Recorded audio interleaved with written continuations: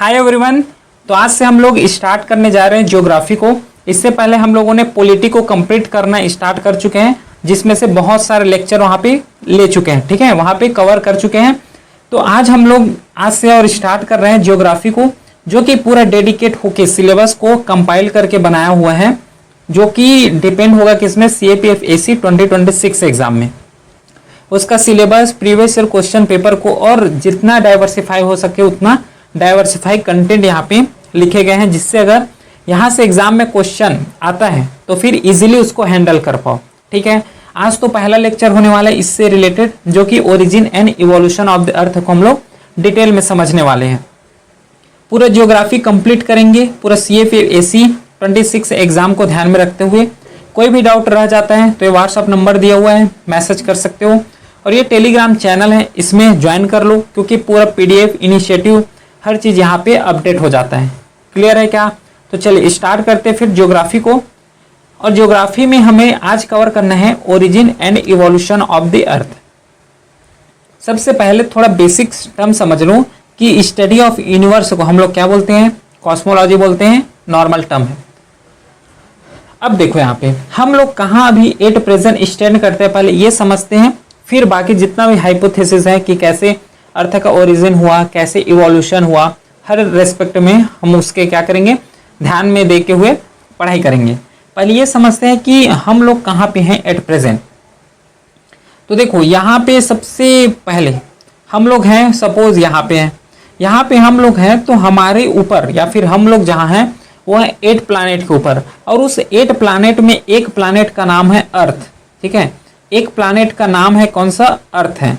तो अर्थ है और उसके साथ पूरा बाकी प्लैनेट है। पूरे प्लैनेट को मिला के हम लोग क्या बनाते हैं, सोलर सिस्टम बनाते हैं। और बहुत सारे सोलर सिस्टम मिलके क्या बनते हैं, मिल्की वे गैलेक्सी बनाते हैं। और पूरे बहुत सारा मिल्की वे गैलेक्सी या फिर बहुत सारे गैलेक्सी को मिला के हम लोग क्या बनाते हैं, यूनिवर्स बनाते हैं। अब सोच सकते हो कि एक छोटा सा अर्थ है और अर्थ में कितने सारे कंटिनेंट हैं, और उस कंटिनेंट में एक कंटिनेंट कौन सा है, एशिया कंटिनेंट। और एशिया कंटिनेंट के बहुत सारे कौन सा कंट्री हैं, उस कंट्री में एक कंट्री कौन है, इंडिया है। और इंडिया में 28 स्टेट है ना, फिर 8 UT है, यूनियन टेरिटरी है। उसमें से अपना जो भी स्टेट है वहाँ पे हम लोग एग्जिस्ट करते हैं। तो अर्थ हो गया, अर्थ के ऊपर 8 पूरा प्लानेट है, प्लानेट के ऊपर सोलर सिस्टम है, सोलर सिस्टम के ऊपर मिल्की वे गैलेक्सी है, उसके बाद डायरेक्ट आता है यूनिवर्स। अब यहाँ पे इमेजिन करो कि एट प्रेजेंट कहाँ पे सिचुएटेड हो। ठीक है, अच्छा अब देखो कि यूनिवर्स है, यूनिवर्स में मिल्की वे गैलेक्सी है, तो इन सब चीज का खोज करना कि कैसे ये पूरा दुनिया एग्जिस्ट में आया, कैसे हम लोग यहाँ पर एट प्रेजेंट रह रहे हैं, क्योंकि इसका भी ट्रेस करोगे तो एक हिस्ट्री ट्रेस कर सकते हैं हम लोग कि कहाँ से कैसा उत्पन्न हुआ, कहाँ से कैसा ओरिजिनेट हुए हैं। समझ रहे हो? तो इसी रेस्पेक्ट को बताने के लिए कैसे ये पूरा दुनिया आया, कैसे ये पूरा यूनिवर्स जो है एग्जिस्ट किया, यहाँ पे ह्यूमन बींग्स कैसे आए, हर चीज को एक्सप्लेन करने के लिए बहुत सारे साइंटिस्ट हैं। उस साइंटिस्ट में कई ने, सब ने क्या है, अपना अपना ओपिनियन दिए, और उसी ओपिनियन को बेस में रखते हुए कुछ जो हाइपोथेसिस है, कुछ हाइपोथेसिस मतलब प्रेडिक्शन करना कि यूनिवर्स आया होगा तो इस तरीके से बना होगा, क्योंकि हमें तो नहीं पता कैसे बना है ना। तो सब लोगों ने क्या हाइपोथेसिस दिया, और यहाँ पे उतना ही हाइपोथेसिस हमें कवर करना है जो कि एग्जाम पॉइंट ऑफ व्यू से रिलेवेंट है। मैं सोच रहा था कि इसको नेग्लेक्ट कर दूं, नहीं पढ़ाता हूँ, लेकिन प्रीवियस ईयर क्वेश्चन पेपर जब एनालिसिस किया हूँ तो यहाँ से भी क्वेश्चन पूछे हैं, है ना। तो क्या है, छूटना नहीं चाहिए, कवर करा रहे हैं तो, क्योंकि जितना इंपॉर्टेंट टॉपिक है उसको तो कवर कराएंगे, और जहाँ से क्वेश्चन ही नहीं आता तो उसको कवर करने की जरूरत नहीं है। तो बहुत सारे थ्योरी दिए हैं, थ्योरी अब समझते हैं कि क्या क्या थ्योरी यहाँ पे है। सबसे पहले जो है थ्योरी दिए गए हैं जो है नेबुला हाइपोथेसिस, और इसके प्रपोज कौन किए गए थे इसको, थ्योरी को, वो है इमैनुअल कांट ने 1755 में एक हाइपोथेसिस थ्योरी दी है। अब इस थ्योरी में क्या बोला उन्होंने, ये चीज देखना, उन्होंने बोला है कि जो सन है, ये जो सन है और यहाँ पे कौन सा है, प्लैनेट है, क्योंकि यही मेन बेसिक्स निकल के आएगा कि ये जो सन और प्लैनेट है पूरे एक लार्ज फॉर्म में है। ये सब क्या है, सन और प्लैनेट एक दूसरे से क्या कर रहे हैं, रोटेट करते हुए आगे बढ़ रहे हैं। जब ये रोटेट करेंगे, और बना किससे है ये भी देख लो, ये जो सन और प्लानेट ये बना हुआ है किससे? गैसेस और डस्ट पार्टिकल से। ये जो सन और प्लानेट है ये गैस से बना हुआ है, प्लस जितना भी डस्ट पार्टिकल है उससे बना हुआ है। तो सन और प्लानेट क्या कर रहा है? रोटेट कर रहा है स्लोली, और इसी को हम लोग क्या नाम दिए यहाँ पे? नेबुला। याद रखोगे, इसको हम लोगों ने नाम दिए, मतलब ये जो साइंटिस्ट है इन्होंने नाम दिए हैं, इसको नेबुला नाम दिए हैं। ठीक है, समझना। उसके बाद ये जो लिखा हुआ है ये तो ऑटोमेटिकली कवर हो जाएंगे, तो इसको नाम दिए। अब क्या है, ये तो पूरा रोटेट ही कर रहे हैं, तो रोटेट कर रहे हैं तो जो ऊपर जो सतह है, ऊपर जो परत है, ये क्या हुआ कि थोड़ा फ्लैट होना स्टार्ट हो गया है। देखो ये जो ऊपर सतह यहाँ पे बनाते हैं, है ना, ये जो ऊपरी सतह है ये क्या हुआ? फ्लैट होना स्टार्ट हो गया इस तरीके से। ये देखो एक सेकेंड, ठीक, ये इस तरीके से ये ऐसा फ्लैट होना स्टार्ट हो गया। जब रोटेट कर रहे थे तो ये हो गया कि फ्लैट में आ गए, फ्लैट हो गया, एक सतह बना लिए। और सतह बनाने के बाद ये पूरा जो सन और प्लैनेट है क्या है? कॉन्ट्रैक्ट हो गए। क्यों कॉन्ट्रैक्ट हो गए? क्योंकि यहाँ पे ग्रेविटेशन फोर्स लग रहा है, ग्रेविटेशन फोर्स लग रहा है, कॉन्टैक्ट हो गया है, उसके वजह से ये पूरा क्या हो गया? फ्लैटन हो गया है। और फ्लैटन होने के बाद और ग्रेविटेशनल लगने के बाद इसका जो मूविंग का स्पीड है, जो गोल घूम रहा है, रोटेट कर रहा है, इसका मूविंग क्या हो गया? स्पीड बढ़ गया। ठीक है, स्पीड बढ़ा तो जैसे कि कोई रस्सी को फेंकते हैं, उसमें कुछ बांध के, तो जब छोड़ते हैं तो कोई भी डायरेक्शन चला जाते हैं। तो ये जब स्पीड कर रहा था, स्पीड में रोटेट कर रहे थे, तो सन जो है एक जगह रहा, लेकिन जितना भी प्लैनेट है पूरा बिखर के 8 प्लैनेट में क्या हो गया? पूरा फॉर्म हो गए। ये जो है हाइपोथेसिस बोले गए हैं, इमनुअल कांत के द्वारा दिए गए हैं। एक बार और समझो, ठीक है, एक पेज ले लेते हैं, वहां पे क्लियर समझ आ जाएगा। जो इसमें बोला है इमनुअल कांत ने, जो 1755 में बोले हैं, थ्योरी को सजेस्ट किए हैं कि ये सन है, ठीक है, सन और ये जो प्लैनेट है ये जो है ये को रोटेट कर रहे हैं। और ये बना किससे है? गैस से बना हुआ है। और किससे बना हुआ है? गैस और पार्टिकल जो है, जितना भी पार्टिकल है उससे बना हुआ है। ये गैस और बोल सकते हो पार्टिकल, मतलब यहाँ पे हम लोग डस्ट कंसीडर कर सकते हैं। सोलर सिस्टम है जो कि डस्ट से बना हुआ है, और ये पूरा रोटेट करते हुए जा रहे हैं। क्लियर है क्या? तो रोटेट कर रहे हैं, अभी तो स्लोली रोटेट कर रहे हैं। जब ये ग्रेविटेशन फोर्स में आएंगे तो ग्रेविटेशन फोर्स में आने के बाद इसका स्पीड क्या हो जाएगा? बूस्ट हो जाएगा, इसका स्पीड बढ़ जाएगा। और जैसे ही इसका स्पीड बढ़ा तो जो ऊपरी सतह है ये क्या होना स्टार्ट हो गया? फ्लैट होना स्टार्ट हो गया। और ग्रेविटी की वजह से और फास्टली रोटेट की वजह से सन तो एक जगह रहे, सन भी अलग जगह हो गया, और जितना भी 8 प्लैनेट अभी हम लोग कंसिडर करते हैं उसका भी यहाँ पे फॉर्म हो गया अलग अलग। मतलब जैसे रोटेट किए गए, है ना, रोटेट कर रहे थे फास्टली, तो पूरा पार्टिकल बिखर के अलग अलग हो गए, और वही जो अलग अलग हुए उसी को हम लोग क्या बोलते हैं? 8 प्लैनेट बोलते हैं। ये इसका थ्योरी दिए गए, यहाँ पे लिखा हुआ है। The theory suggested that the sun and the planet form a large, slowly rotating cloud of dust and gas and dust, जिसे हम लोग क्या बोलते हैं? सोलर नेबुला बोलते हैं। Over a time, this cloud contracted due to gravity. Gravity की वजह से क्या होना स्टार्ट किए? कॉन्ट्रैक्ट होना स्टार्ट किए गए। फिर उसका जो फ्लैट है वो डिस्क शेप का हो गया, and began spinning faster, fastly move करना स्टार्ट हो गया। The sun form at centre, centre में तो सन रहा, लेकिन बाकी जितना भी प्लैनेट बना उसके बगल से घूमना स्टार्ट कर दिए। ये जो है हाइपोथेसिस इमनुअल कांत ने दिए। ठीक है, तो सपोर्टिंग डॉक्यूमेंट देखो कि क्या ऐसा है। एट प्रेजेंट अगर देखोगे तो क्या डॉक्यूमेंट है इसमें सपोर्ट करते हैं, तो देखो सपोर्टिंग डॉक्यूमेंट में similar disc like structure observe, है ना, यंग स्टार हो गया। जैसे कि अर्थ को भी देखोगे तो क्या हम लोग कंसिडर करते हैं कि अर्थ जो है एक जियोइड शेप के हैं। जियोइड का मतलब ये इस तरीके से फॉर्म हुआ है, इतना गोल नहीं है, लेकिन ऊपर वाला जो पार्ट है ये फ्लैट है। तो हम लोग यही सपोर्टिंग डॉक्यूमेंट में लिखते हैं कि जो ऊपर वाला भाग जो है सपोर्टिंग डॉक्यूमेंट की तरह यूज करते हैं। Supporting the idea of disk formation leading to planetary system, है ना, जैसे प्लानेट जो अर्थ का एग्जांपल ले लो। The conservation of angular momentum explain the increase in spinning speed as nebula contracted. तो क्या बोलते हैं एंगुलर मोमेंटम, कि कोई भी चीज अगर कॉन्ट्रैक्ट हो रहा है मतलब उसका स्पीड बढ़ रहा है तभी वो कॉन्ट्रैक्ट हो रहा है, ये एंगुलर मोमेंटम बोलता है यहाँ पे। ठीक है, ये कोई भी ऑब्जेक्ट है अगर ये इंक्रीज हो रहा है ना, स्पीड इसका बढ़ रहा है, इसका मतलब क्या है कि ऑब्जेक्ट जो है कॉन्ट्रैक्ट हो रहा है। ठीक है, डिमिनिश हो रहे हैं, तो ये भी एक सपोर्टिंग डॉक्यूमेंट की तरह हम लोग यूज करते हैं। लेकिन ऐसा तो नहीं कोई भी इंसान जो है डायरेक्टली प्रिडिक्ट कर सके कि जो अर्थ बना है ना, ये दुनिया में एग्जिस्ट हुए तो कैसे हुए, तो इसका चैलेंजेस भी रहा है जिसे एक्सप्लेन नहीं कर पाए। This model does not explain detail the mechanism of planet formation, नहीं कर पाए, क्योंकि इन्होंने तो यही बोला है कि जैसे ही स्पीड हुए, स्पीड होने के बाद जो सन है ये तो सेंटर में रहे, लेकिन प्लैनेट का क्या, प्लैनेट का उतना डिटेल में ये नहीं बताया कि कैसे घूमना स्टार्ट किए, प्लैनेट अलग हुए हैं, है ना, ये सेंटर से अलग हुए तो कैसे अलग हुए, ये सब चीज को एक्सप्लेन नहीं कर पाए। ठीक है, तो इस रेस्पेक्ट में अगला जो मॉडल आएगा ये मॉडल है रिवाइज्ड नेबुला हाइपोथेसिस का मॉडल। ठीक है, तो जो रिवाइज्ड मॉडल इसका प्रपोज किए हैं वो कौन है, ओटो स्मिथ जो कि रशियन है एक है, और कार्ल वैगेस्कर जो कि जर्मनी से है। इन्होंने इसका जस्ट एड इतना किया है कि प्लैनेट का फॉर्मेशन कैसे हुआ, बाकी जो है एज इट इज रहा है, बाकी जो पढ़े हैं कि प्लैनेट कैसे फॉर्म हुआ है जो इमनुअल कांत ने दिए बस वैसा ही है, लेकिन प्लैनेट कैसे फॉर्म हुए ये इतना ही इसमें ऐड किए गए। क्या ऐड किए गए, इन्होंने ये बोला कि जो प्लैनेट फॉर्म हुआ है ये इक्रेशन के प्रोसेस से हुआ है।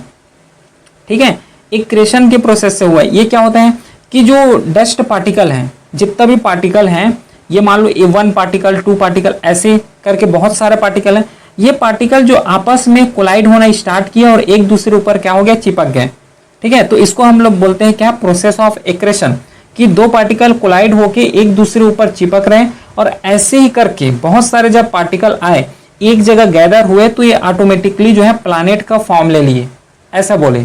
देखो तो यहाँ this theory expanded on the original nebula hypothesis by adding detail in how planet form.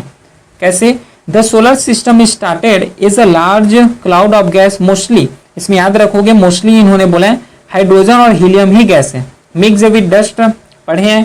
Through the process of accretion dust particle collide and stuck together to form a large body. ठीक है, जो इमनुअल कांत ने दिया है hypothesis, जो nebula hypothesis है, उसमें इतना प्लैनेट के बारे में डिटेल में नहीं बताया। यहाँ पे वही चीज बोला कि जो प्रोसेस ऑफ एक्रेशन होता है वहां पे डस्ट पार्टिकल कोलाइड हो रहे हैं, एक दूसरे के ऊपर स्टक हो रहे हैं और यही लार्ज बॉडी में फॉर्म कर रहे हैं, और यही जो लार्ज बॉडी है डायरेक्टली मून का और अदर जितना भी सेलेस्टियल बॉडी है प्लैनेट का फॉर्म लेते हैं। ये बोला है कौन, रिवाइज्ड नेबुलर हाइपोथेसिस में, जिसे ओटो स्मिथ एंड कार्ल के द्वारा दिए गए हैं। समझ आया ये जो हाइपोथेसिस क्या होता है, क्लियर है इतना। फिर इसमें क्या सपोर्टिंग डॉक्यूमेंट है ये भी तो पढ़ना है। Acceleration process are seen in modern astronomy, अभी भी देखा जाता है, where small dust grain stick together to form a large clump. अभी भी रिसेंटली देखा जाता है कि अगर एस्ट्रोनॉमी पढ़ोगे या फिर एस्ट्रोनॉमी से देखोगे तो जितना भी छोटे छोटे पार्टिकल हैं या फिर सेलेस्टियल बॉडी है वो एक दूसरे के ऊपर क्या हो रहा है, स्ट्रक हो जा रहे हैं। Dust cloud around star are observe in space suggesting this process occur in other solar system, कि जितना भी और बाकी सोलर सिस्टम है उसमें भी इस चीज को देखा जाता है। ये एक सपोर्टिंग डॉक्यूमेंट के थ्रू हम लोग यूज करते हैं अगर इसको पढ़ रहे हैं तो फिर। लेकिन चैलेंजेस इसमें भी है ना, क्या चैलेंजेस हैं, it does not fully explain the observe distribution of angular momentum in solar system at the sun has a very little compare to other planet. ये भी बोला कि बस सन एक ही है लेकिन 8 प्लैनेट में डिवाइड हो गया, बाकी और ऐसे क्यों, मतलब ऐसे क्यों नहीं हुए कि बाकी 2-3 और सन बन जाए, एक ही सन क्यों बना, जो सूर्य बना है एक ही सूर्य क्यों बना, 2-3 सूर्य भी बन सकते। ऐसा यहाँ पे क्या है आर्गुमेंट करने लगे जो कि ये एक्सप्लेन नहीं कर पाए, जस्ट 8 ही प्लैनेट क्यों बना या फिर अदर सेलेस्टियल बॉडी में ही क्यों टूटा, ये जो है क्रिटिसिज्म हुआ, इसका ये चैलेंजेस हुआ। अब जो नेक्स्ट थ्योरी है वो है प्लैटेसिमल थ्योरी, प्लैटेसिमल हाइपोथेसिस, इसको पढ़ते हैं क्योंकि ये भी एग्जाम ओरिएंटेड है। ठीक है, इसे जो है कंडक्ट किए या फिर प्रपोज किए गए थे थॉमस चैम्बरलेन एंड फॉरेस्ट मॉल्टन, और इसे आगे जाके सपोर्ट भी मिला है, जैसे कि जेम्स हो गया, जेम्स जीन्स हो गया, सर हेरोल्ड जेफरे हो गया, इनका भी इसका क्या मिला है, ग्रेटर रेस्पेक्ट मिला है या फिर सपोर्ट मिला है। तो ये क्या बोलते हैं, प्लैटेसिमल जो हाइपोथेसिस है, इन्होंने क्या बोला कि ये सन है, ठीक है, सन है, बाकी सेलेस्टियल ऑब्जेक्ट क्या है इसके तरफ आ रहे हैं। ठीक है, जितना भी सेलेस्टियल बॉडी है ये इसके तरफ आ रहे हैं, है ना, अट्रैक्शन हो रहा है। अब अट्रैक्शन होने के बाद क्या है, अट्रैक्ट क्यों कर रहा है, पहले ये समझो कि जब बॉडी आ रहा है पूरा सेलेस्टियल बॉडी, ये इसके तरफ अट्रैक्ट हो रहा है ड्यू टू ग्रेविटी, ठीक है, ग्रेविटी के वजह से ये क्या हो रहा है, अट्रैक्ट हो रहा है। अब अट्रैक्ट होने के बाद जितना भी स्मॉल पार्टिकल हैं, जिसे हम लोग प्लैटिसिमल बॉडीज बोलते हैं, स्मॉल पार्टिकल है, ये क्या हो रहे हैं, एक दूसरे के ऊपर स्टक होना स्टार्ट कर रहे हैं। और ये जब एक दूसरे के ऊपर स्टक हो रहे हैं, मतलब ये पूरा एक्रेशन प्रोसेस हो रहा है, एक्रेशन प्रोसेस के थ्रू स्टक हो रहा है। स्टक होने के बाद ये लार्ज बॉडी में क्या हो रहा है, कन्वर्ट हो जा रहा है। और यही लार्ज बॉडी को हम लोग क्या बोल रहे हैं, प्लैनेट बोल रहे हैं। ये जो प्लैटिसिमल जो थ्योरी है, इसमें यही चीज बोले गए हैं। देखो स्टेटमेंट पढ़ो, this theory suggested that a large star passed near surface, जो सन है उसके पास हो रहे हैं, पुलिंग ऑफ हो रहा है मटेरियल ड्यू टू ग्रेविटी, जो ग्रेविटेशनल फोर्स है उसके, दिस मटेरियल कूल्ड हो रहे हैं, ठंडा हो रहा है, एंड कंडेंस हो रहा है इनटू प्लैनेटिसिमल, है ना, प्लैनेटिसिमल जो है स्मॉल या फिर solid body, which later grew into planet through accretion, मतलब छोटे छोटे जो भी पार्टिकल है वो मिलके एक्रेशन प्रोसेस से प्लैनेट बना रहे हैं, ये बोला इन्होंने प्लैनेटिसिमल थ्योरी। तो एक थ्योरी दूसरे थ्योरी के ऊपर पूरा इंटरलिंक है ना। द हाइपोथेसिस वाज, थोड़ा इसका सपोर्टिंग एविडेंस भी देख लेते हैं, क्या वाकई में ऐसा हुआ है कि नहीं हुआ, या फिर जस्ट हाइपोथेसिस ही दे रहे हैं। हाइपोथेसिस मतलब अपना विचार रखना, या फिर ये बताना कि इस तरीका से जो यूनिवर्स है ना, वो क्या हुआ है, फॉर्म हुआ है। The hypothesis was developed before modern understanding of nuclear fusion and sun heat. इसको हम लोग एक सपोर्टिंग एविडेंस के तौर पर देख सकते हैं कि the hypothesis was developed before modern understanding, it attempt to explain how solid material could form into planet, है ना। अटेम्प्ट किए कि देखो एट प्रेजेंट क्या है कि जो भी हम लोग अर्थ देखते हैं या फिर अदर प्लैनेट देखते हैं, वो कौन से फॉर्म में है, सॉलिड मटेरियल में है। और इन्होंने बोला तो है कि मटेरियल जो होगा स्मॉल है और सॉलिड बॉडी है, तो इसके थ्रू हम लोग एक सपोर्ट ले सकते हैं इसका। नहीं ठीक है, ये बोल रहे हैं कि सही बोल रहे हैं, लेकिन बात यह है कि इसमें भी चैलेंजेस हैं, इसका भी क्रिटिसिज्म हुआ है। क्या criticism, this theory fall out of favour due to its reliance on close encounter with one another star rare event. देखो ये बोले हैं कि सन की तरफ आगे आ रहे हैं, तो इसका मतलब ये थोड़ा कि ये प्लैनेट जो है इधर आ रहा है, जो सेलेस्टियल बॉडी इधर आ रहा है, बाकी भी इसी के साथ कोलाइड करे, हो सके ये इधर भी तो जा सकते हैं, है ना, जो है, या फिर अदर सेलेस्टियल बॉडी इधर भी तो जा सकते हैं, जस्ट इसको कोलाइड ही क्यों करे, ये सेलेस्टियल बॉडी है, इसको कोई अदर बॉडी आके ही कोलाइड क्यों करे, ऐसा भी यहाँ पे बोले गए। तो ये एक चैलेंजेस रहा, इसको एक्सप्लेन नहीं कर पाए, ठीक है, क्योंकि खुद सोचो एक रेयर फिनोमिना है ऐसा चीज कि कोई एक बॉडी है उसके ऊपर दूसरे बॉडी आके डायरेक्टली स्टक हो जा रहे हैं, तो ऐसा नहीं होता। तो ये भी एक चैलेंजेस फेस किए हैं, समझ आया। जितना एग्जाम ओरिएंटेड है जस्ट उतना ही बता रहा हूं मैं। फिर अगला जो है मॉडर्न थ्योरी, जो कि इंपॉर्टेंट थ्योरी है और हम लोग अभी तक इसी को कंसीडर करते हैं, जो इस थ्योरी में दिए गए हैं कि जो यूनिवर्स का फॉर्म हुआ है ये इसी के थ्रू हुआ है, जिसे हम लोग बिग बैंग थ्योरी भी बोलते हैं, या फिर एक्सपांडिंग यूनिवर्स थ्योरी भी बोलते हैं, या फिर हाइपोथेसिस बोलते हैं। इसे प्रपोज किए गए थे, लाए गए थे, वो हैं जॉर्जेस लेमेत्रे एंड इसे स्टेन दिए गए थे एडविन हबल। लेकिन मोस्टली एग्जाम में जो पूछे जाते हैं वो एडविन हबल के ऊपर ही क्वेश्चन पूछे जाते हैं। क्लियर है। तो इस थ्योरी में क्या दिए हैं, इस थ्योरी को भी थोड़ा समझते हैं, क्योंकि ये एक इंपॉर्टेंट थ्योरी है, समझना इंपॉर्टेंट है। इन्होंने क्या बोला है कि जो 13.7 बिलियन ईयर से वो पहले क्या हुआ था कि एक स्मॉल पार्टिकल है, ये स्मॉल पार्टिकल क्या है, एक सिंगुलर के फॉर्म में है, इसमें पूरा एक्सट्रीमली हॉट भरा हुआ है, एक्सट्रीमली डेंस है, हॉट पॉइंट है, ये बहुत ज़्यादा गर्म है। ये अचानक जैसे धीरे धीरे टाइम बीतता है ये क्या होना स्टार्ट करते हैं, ये तो पहले से क्या इतना एक्सट्रीमली डेंस है और प्लस उसमें से इतना ज़्यादा गर्मी या फिर हॉट है, तो एक समय बाद ये पूरा एक्सप्लोड हो गया, एक्सप्लॉइड हो गया, है ना, एक्सप्लोजिव हो गया बोल सकते हो, ठीक है। ये एक पूरा क्या हो गया, एक्सप्लोडिव हो गया या फिर एक्सप्लोडेड हो गया, जिसे हम लोग बिग बैंग कंसीडर कर रहे हैं, ठीक है। अब ये पूरा एक्सप्लोड होने के बाद क्या हुआ कि जितना भी पार्टिकल यहाँ से निकला ये सब अपने अपने प्लेस में कूल होना स्टार्ट हो गया, ठंडा होना स्टार्ट हो गया, और यही में से कुछ जो है क्या बने, स्टार बने, कुछ क्या है गैलेक्सी बने ओवर टाइम, और कुछ क्या है प्लैनेट बने। तो ये बिग बैंग थ्योरी एक्सप्लेन ऐसे करते हैं कि एक छोटा सा पार्टिकल है ना, जो कि टीनी पार्टिकल, टीनी बोल सकते हो, टीनी पार्टिकल है जिसमें एक्सट्रीमली डेंस भरा हुआ है, एक्सट्रीमली हॉट गैसेस भरे हुए हैं, ये एक समय बाद एक्सप्लॉइट होता है ना, एक्सप्लोड होता है। तो कुछ इसमें से क्या बनते हैं, कुछ इसमें से प्लैनेट बन रहे हैं, कुछ इसमें से स्टार बनते हैं, और कुछ इसी में से गैलेक्सीज बन रहे हैं। ये जो बोले गए हैं यहाँ पे, according to this theory around 13.7 billion year ago the universe began from a singular object extremely dense and hot point. इसे हम लोग टीनी बॉल की तरह यूज कर रहे हैं। This point exploded in a event known as a big bang. जैसे explosive हुआ है तो उसको हम लोग बिग बैंग कंसिडर कर रहे हैं। Causing the universe to expand rapidly. और एट प्रेजेंट साइंटिस्ट का अनुमान यही होता है कि जो यूनिवर्स है अभी एक्सपांड हो रहा है और बढ़ते ही जा रहा है। At the universe expanded this cooled allowing energy to convert into matter. Over a time इन्हीं गैलेक्सी का फॉर्म किए, स्टार का फॉर्म किए, प्लस प्लैनेट का भी फॉर्म लिए हैं। ठीक है, समझ आया क्या इतना, बताओ। चलो अगला देखें। फिर अब इसका एक सपोर्टिंग एविडेंस भी देख लो कि क्या इन्होंने बिग बैंग थ्योरी जो दिए हैं एट प्रेजेंट सही है या फिर उस समय ऐसा क्या क्या सपोर्टिंग डॉक्यूमेंट रखे गए थे। तो पहला है red shift of galaxy. Hubble observe that galaxy are moving away from us. और अभी भी यही साइंटिस्ट जो है अनुमान लगाते हैं कि जो गैलेक्सी हमसे क्या है दूर होते चले जा रहे हैं, एक्सपांडिंग होते चले जा रहे हैं। implying the universe expanding. This is seen through the red shift of lift from distant galaxy. इसको ऑब्जर्व किया जा सकता है। फिर अलग सेकेंड क्या बोला है कि abundance of light element. The Big Bang model predict the relatively amount of hydrogen, helium, lithium in the universe, matching observed quantities.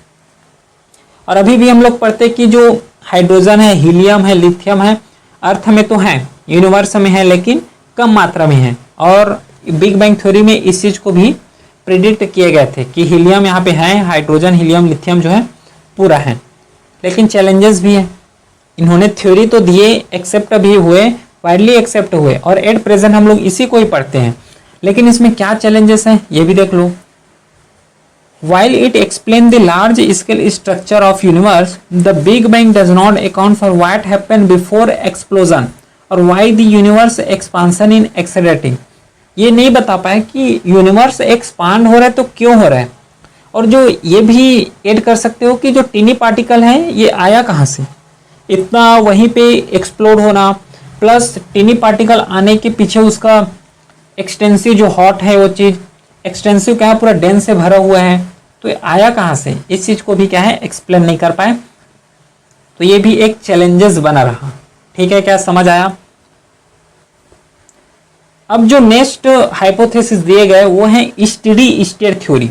इसी में समझ आ जाएगा, स्टेडी मतलब स्थिरता। इन्होंने क्या बोला है कि अभी जो यूनिवर्स है ये पहले से ही एग्जिस्ट है ना, इसमें कोई छेड़छाड़ नहीं हुआ है, जैसा है वैसा ही है करंट स्टेट में। देखो, in contrast to big bang this theory suggested that the universe has always exist in current state. जो एट प्रेजेंट में है वैसे ही पहले भी एग्जिस्ट किया करते थे। It is infinite in both time and space with matter continuously being created to maintain a constant density at universe expanding. तो वही चीज बोला है कि यूनिवर्स जैसे एक्सपांड हो रहा है तो इसका जो डेंसिटी है ये कांस्टेंट रखा हुआ है, कांस्टेंट है।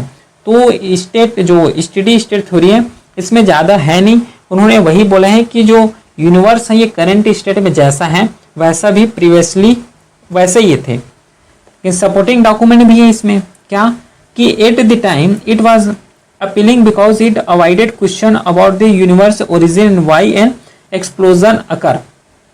The idea that the universe is eternal and unchanging is philosophically attracted to some. तो ये भी एक सपोर्टिंग है कि जो आइडिया है दैट यूनिवर्स इज इटर्नल, बोलते भी है कि यूनिवर्स इटर्नल है एंड अनचेंजिंग है, यूनिवर्स कोई बनाया नहीं है, एक अनचेंजिंग है, जैसे पहले है वैसा ही है। अभी भी फिलोसॉफिकली इस चीज को बोलने जाते हैं। तो इस रेस्पेक्ट में क्या है, एक सपोर्टिंग डॉक्यूमेंट हम लोग इसको यूज कर सकते हैं। लेकिन क्रिटिसिज्म मिलेगा कि ऐसा कैसे हो सकता है कि कोई भी चीज जो है पहले है और अभी भी एट प्रेजेंट वैसा के वैसा है without any changes. The discovery of CMB and observation of evolving universe over time, such as a formation of galaxies, star, contradicted the steady state model.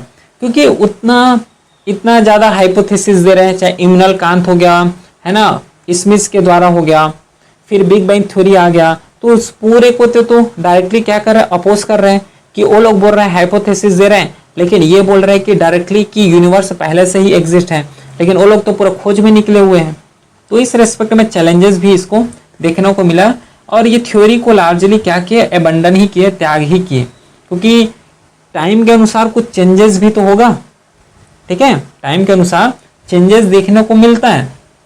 तो वही चीज है कि जो स्टेडी स्टेट थ्योरी जो दिए गए यहाँ पे, और जितना मेजर थ्योरी अभी पढ़े वो पूरा ऑलमोस्ट कवर हो ही चुका है, ठीक है, क्लियर। तो इतना समझ आ गया हाइपोथेसिस का।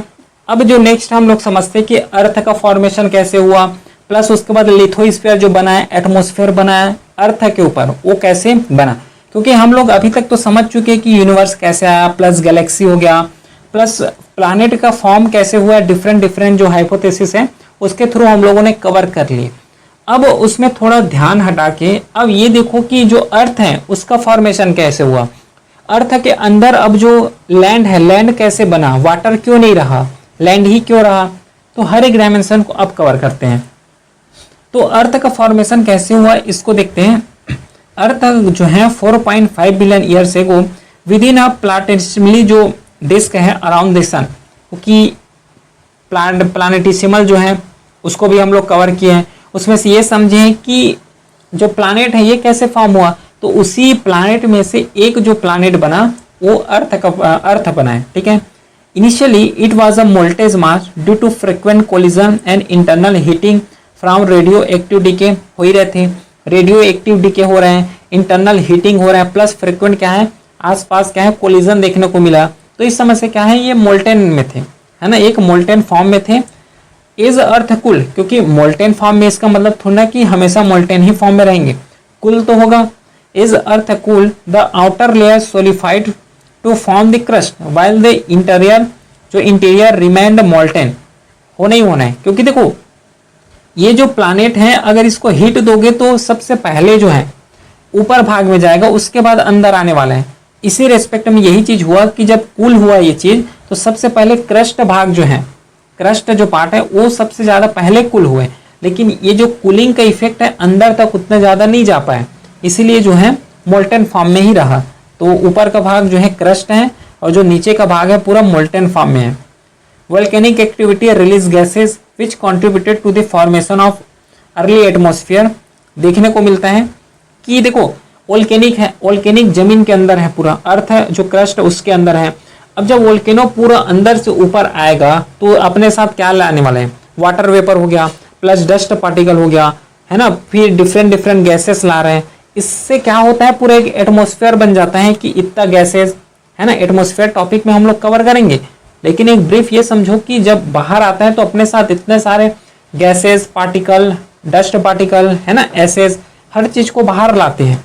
तो उससे क्या होता है कि एक एटमॉस्फेयर का फॉर्मेशन हो जाते हैं उस एरिया में। समझ आया कि अर्थ का फॉर्मेशन कैसे हुआ। प्लस सेकंड जो है लिथोस्फीयर, इसका फॉर्मेशन, लिथोस्फीयर हम लोग क्रस्ट का बोल सकते हैं, जो ऊपर हम लोग हैं।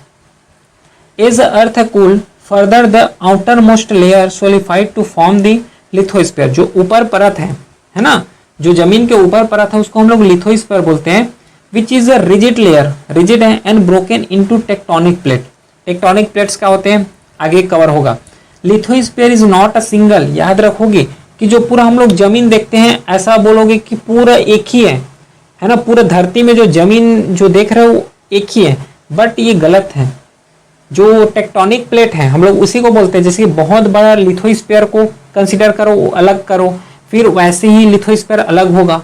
तो डिफरेंट डिफरेंट लिथोस्फीयर है, सिंगल नहीं है, कंटिन्यूअस लेयर है, but is fragmented into tectonic plate. जो बीच बीच से कटा हुआ है उसको हम लोग नाम दे रहे हैं यहाँ पे टेक्टोनिक प्लेट्स का। जैसे प्लेट होता है ना, नॉर्मल प्लेट है ना, अलग अलग प्लेट को एक जगह कर दो तो क्या बोलोगे, लिथोस्फीयर। लेकिन लिथोस्फीयर बना हुआ है यहाँ से, समझो क्लियर, यहाँ पे समझ आएगा। ये क्या है, डिफरेंट डिफरेंट प्लेट है ना, ये डिफरेंट प्लेट है, लेकिन ये सब को क्या कर रहे हैं, सब एक ही तो फॉर्म कर रहे हैं कि पूरा अर्थ को फॉर्म कर रहे हैं, लेकिन ये डिफरेंट अलग अलग तरीके से बना हुआ है। इसको हम लोग क्या बोल रहे हैं, प्लेट बोल रहे हैं। लेकिन बना तो एक ही है लिथोस्फीयर, लेकिन डिफरेंट डिफरेंट प्लेट से बना हुआ है, ये बोलना चाह रहा हूँ, ठीक है। This plate flowed on semi fluid asthenosphere, जैसे कि ये अर्थ का क्रस्ट है, ऊपर भाग को हम लोग क्या बोल रहे हैं, लिथोस्फीयर, लेकिन इसका जो अंदर है, अंदर भाग क्या है, मोल्टेन फॉर्म में है, एक मलवा के फॉर्म में है, जिसके ऊपर ये लिथोस्फीयर तैर रहे हैं, है ना, उसके ऊपर क्या कर रहे हैं, फ्लोट कर रहे हैं। और this movement cause earthquake, volcanic activity हो गई होगा, क्योंकि देखो ये प्लेट, ये पूरा स्टेनोस्फीयर है, यहाँ पे प्लेट है, ये स्टेनोस्फीयर के ऊपर तैर रहे हैं, ये भी स्टेनोस्फीयर के ऊपर के तैर रहे हैं, टेक्टोनिक प्लेट। जब एक दूसरे से कोलाइड करेंगे तो या तो फॉर्मेशन होगा किसका, माउंटेन का, या तो फॉर्मेशन होगा किसका, रेंजेस का, या फिर ट्रेंचेस का। और यहीं से जब ये दोनों एक दूसरे के साथ, जो देखो प्लेट जो है बहुत वास्ट है, इतना मास का है, उसका डेंसिटी बहुत ज़्यादा होता है, जब एक दूसरे के साथ कोलाइड करेंगे तो या तो अर्थक्वेक आ जाएगा, या तो फिर जो नीचे का जो मलबा है ये ऊपर आ जाएगा, जिसे हम लोग वोल्केनिक एक्टिविटी बोलते हैं, समझ रहे हो। तो लिथोस्फीयर ये चीज होता है, लिथोस्फीयर जो ऊपरी भाग है, जो स्टेनोस्फीयर में तैर रहे हैं। फिर अगला जो कॉन्सेप्ट है कि एटमॉस्फेयर आया कैसे, कैसे बना atmosphere. The early atmosphere was mostly compose of hydrogen, helium, methane and ammonia, क्योंकि हम लोग इतना एक्टिविटी भी देखे हैं, जो हाइपोथेसिस वाला एक्टिविटी है उसको भी देखें कि कैसे फॉर्म हुआ है, तो उस समय भी तो यही पढ़े हैं कि, और कुछ एक्टिविटी जैसे कि बिग बैंग थ्योरी में उन्होंने भी तो बोला है कि हीलियम हो गया, हाइड्रोजन हो गया, ये जो है पार्टिकल, ये जो गैसेज हैं लेकिन कम मात्रा में है, तो बोले हैं। लेकिन पहले जो है, ये देखो यहाँ पे लिखा हुआ है वही चीज, हाइड्रोजन है, हीलियम है, मेथेन पहले थे, primary form volcanic out gases. और प्रीवियस स्लाइड में ये भी पढ़े हैं कि जो वोल्केनिक है अपने साथ डिफरेंट डिफरेंट गैसेस भी ला रहे हैं, तो वही सब मिलके क्या बना रहे हैं, एटमॉस्फेयर बना लेते हैं। Early life form such as a cyanobacteria begin the process of photosynthesis releasing oxygen into the atmosphere. जब ह्यूमन नहीं थे उससे पहले कौन थे, साइनोबैक्टीरिया। अब साइनोबैक्टीरिया थे तो वो लोग क्या करते हैं, ऑक्सीजन रिलीज करते हैं। जब ऑक्सीजन रिलीज करना स्टार्ट किए, इन्वायरमेंट में ऑक्सीजन आया, और जब ह्यूमन बींग्स का एक जन्म हुआ, ह्यूमन बींग्स जो है धरती में आए, तो वो लोग ऑक्सीजन लेना स्टार्ट किए। तो इस रेस्पेक्ट में देखा जाओगे तो साइनोबैक्टीरिया से लाइफ स्टार्ट हुआ है, क्योंकि साइनोबैक्टीरिया ही ने तो क्या किया है, ऑक्सीजन दिया है। अगर सपोज करो कि एटमॉस्फेयर में ऑक्सीजन ही नहीं है, तो हम लोग क्या एग्जिस्ट कर पाएंगे, एग्जिस्ट कर पाते, नहीं कर पाते। तो यहाँ से एक इंटरलिंक है। This gradually led to formation of the ozone layer which protect life from harmful जो अल्ट्रावायलेट रेडिएशन है। तो यहीं से एक लेयर बनना स्टार्ट हो गया कि यहाँ से इस लेयर तक जाओगे तो ये गैस मिलने वाले हैं, इस लेयर से अगला लेयर जाओगे तो ओजोन लेयर मिलने वाले हैं, है ना। तो पूरा लेयर में बटा हुआ है। इसको डीपली हम लोग कंसिडर करेंगे जब एटमॉस्फेयर पढ़ेंगे तब। Present atmosphere is compose of nitrogen, oxygen, है, traces of other gases including carbon dioxide which support, है ना, सपोर्ट लाइफ ऑन अर्थ। ये भी जरूरी है। अगर ऑक्सीजन है तो कार्बन डाइऑक्साइड भी जरूरी है। ऑक्सीजन कौन, ह्यूमन बींग्स कंज्यूम कर रहे हैं, लेकिन जो कार्बन डाइऑक्साइड है उसको प्लांट कंज्यूम कर रहे हैं। जब प्लांट कार्बन डाइऑक्साइड को कंज्यूम करते हैं तो लोग ऑक्सीजन रिलीज कर रहे हैं, और वही ऑक्सीजन को हम लोग इनहेल कर रहे हैं। तो एट प्रेजेंट अगर देखा जाए तो हर एक रेस्पेक्ट का अपना एक खुद का मायने है। नाइट्रोजन ही जितना जरूरी है उतना ऑक्सीजन भी जरूरी है, साथ में कार्बन डाइऑक्साइड भी एटमॉस्फेयर में जरूरी है, लेकिन उसका बैलेंस होना चाहिए। जैसे कि अभी कार्बन डाइऑक्साइड बढ़ रहे हैं, ग्रीन हाउस गैसेज बढ़ रहे हैं, है ना, तो वो उसका जो लेवल है, उसका बैलेंस है, वो इम्बैलेंस हो रहा है। ठीक है, एटमॉस्फेयर समझ आया। फिर यहाँ पे ये बताओ कि पानी कहाँ से आया। अर्थ जो है पूरे पृथ्वी में पानी कहाँ से आया, ये भी एक हाइपोथेसिस दिया वहाँ पे। Water on early likely come from to sources, दो सोर्स बताए। एक होता है वोल्केनिक, क्योंकि प्रीवियस स्लाइड में भी पढ़े हैं कि जब वोल्केनिक ऊपर आते हैं, है ना, लावा निकलता है, तो उसके साथ गैसेस के साथ साथ वाटर वेपर हो गया, वाटर हो गया, ये सब चीज भी तो निकलते हैं। तो water vapour release by volcanic condense to form ocean, जब वो कंडेंस हुए तो ओशियन का फॉर्म ले लिए। दूसरा है सेमेट्री, जो कॉमेट्री इम्पैक्ट होता है। कॉमेट आता है जब अर्थ के साथ क्या होता है, कॉन्टेक्ट में होता है, तो क्या बना लेते हैं, वाटर बनाते हैं। आइस फॉर्म में होता है, पढ़े हो ना कि जो कॉमेट होता है वो क्या है, आइस फॉर्म में होते हैं। Which rich in the water and ice may be also contributed to earth during the early stage of its formation। यहाँ पे भी मे भी लिखा है या फिर मे आल्सो लिखा है। तो यहाँ पे हर चीज क्या है, अनसर्टेनिटी है, एकदम इतना बोल नहीं सकते 100% श्योर के साथ कि फॉर्मेशन यहीं से हुआ होगा या फिर यहाँ पे जो वाटर लाए हो यहीं से ही वाटर आया होगा। Water being cycle through evaporation, condensation, precipitation, तो यही वाटर साइकिल जो चल रहा है और यहाँ पे इस रेस्पेक्ट से जो है ओशियन में या फिर जितना भी नदियां हैं वहां पे पानी आया होगा, ऐसा हाइपोथेसिस देते हैं। तो हाइड्रोस्फीयर भी समझ आ गया, लिथोस्फीयर भी समझ लिए हैं, ठीक है, इतना क्लियर। अब कुछ पॉइंट यहाँ पे माइंड में रखोगे, जैसे कि इसको सोलर सिस्टम में पढ़ना था लेकिन एट प्रेजेंट अभी पढ़ रहे हैं तो इसको थोड़ा कंसिडर करना। हाईएस्ट टू लोएस्ट, जैसे कि डेंसिटी, सबसे ज़्यादा डेंसिटी कौन सा है, कौन सा प्लैनेट का होता है, अर्थ का, फिर मरकरी का, वेनस, मार्स, नेपच्यून। इसको सोलर सिस्टम का पार्ट है ये, लेकिन यहाँ पे स्लाइड में है तो पढ़ लो, वहाँ पे और रिवाइज हो जाएगा। प्लस डिस्टेंस, सबसे ज़्यादा डिस्टेंस कौन सा है, नेपच्यून, फिर यूरेनस, सैटर्न, जुपिटर, इसको याद रखोगे। प्लस रेडियस, रेडियस सबसे ज़्यादा जुपिटर का है, क्योंकि जुपिटर को देखोगे तो पूरा बड़ा प्लैनेट है, जो सोलर सिस्टम में प्लैनेट है उससे सबसे बड़ा प्लैनेट कौन है, जुपिटर, तो स्वाभाविक बात है कि उसका रेडियस भी ज़्यादा होगा। उसके बाद सैटर्न, यूरेनस, नेपच्यून। मास में देखोगे तो जुपिटर ही सबसे ज़्यादा बड़ा है, क्योंकि प्लैनेट में सबसे ज़्यादा बड़ा है मतलब मास भी ज़्यादा ही होगा। सैटर्न, फिर यूरेनस, इन सब चीज़ को यहाँ पे रोटेशन टाइम हो गया, इसको एक बार गो थ्रू करोगे। क्लियर है क्या, इतना समझ आया। नेक्स्ट देखो, अब थोड़ा यहाँ पे जियोलॉजिकल टाइम स्केल है, इसको खुद से करने, यहाँ पे समझाने लायक ऐसा कुछ है नहीं, बस इसको डिवाइड किए हैं, ईरा में डिवाइड किए हैं, फिर पीरियड में डिवाइड किए हैं।